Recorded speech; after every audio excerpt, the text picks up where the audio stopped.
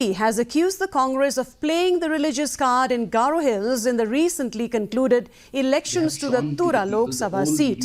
The party, however, is confident that despite the Congress tactic, the NPP will retain the Tura seat, albeit by a slim margin. Cabinet Minister and NPP leader Marquis N. Marak also castigated Congress Working President Deborah Marak for claiming that Purno Ajitok Sangma and his family did nothing for Garo Hills in the last 47 years. Leader in the Congress party, she has reached the Deputy Chief Minister's post, and forgetting about the contribution that P.S. Sangma has given to the state of Meghalaya. I'm really sorry for her.